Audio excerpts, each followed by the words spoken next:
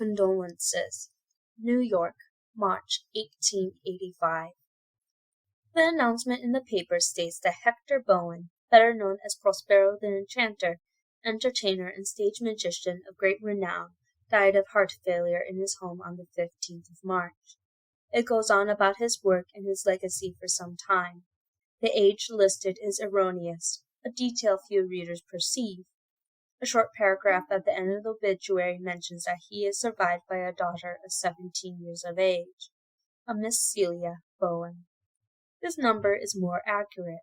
There is also a notice that though the funeral service will be private, condolences may be sent via the address of one of the local theaters. The cards and letters are collected, placed in bags, and brought by messenger to the Bowens' private residence, a townhouse that is already overflowing with appropriately somber floral arrangements. The scent of lilies is stifling, and when Celia can no longer tolerate it, she transforms all the flowers into roses.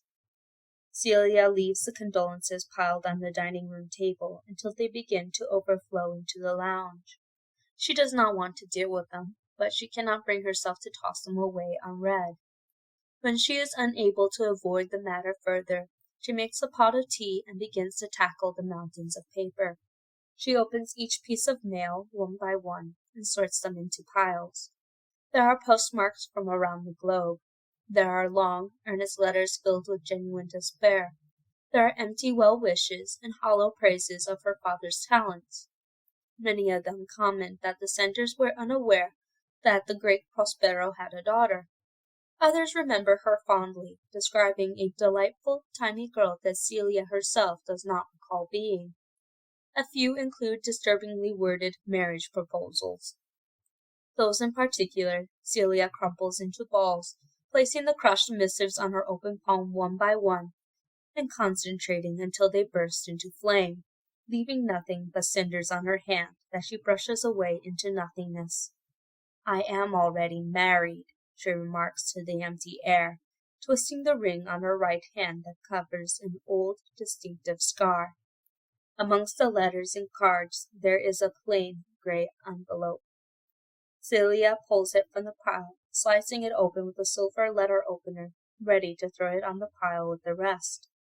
But this envelope, unlike the others, is addressed to her father proper, though the postmark is after his date of death. The card inside is not a note of sympathy nor a condolence for her loss. It contains no greeting, no signature.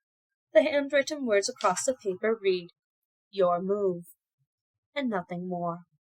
Celia turns the card over, but the reverse is blank, not even a stationer's imprint marring the surface.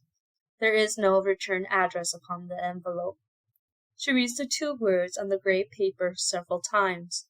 She cannot tell if the feeling creeping up her spine is excitement or dread. Abandoning the remaining condolences, Celia takes the card in hand and leaves the room, ascending a winding stair that leads to the upstairs parlor. She pulls a ring of keys from her pocket and impatiently unlocks 3 separate locks in order to access the room that is drenched in bright afternoon sun.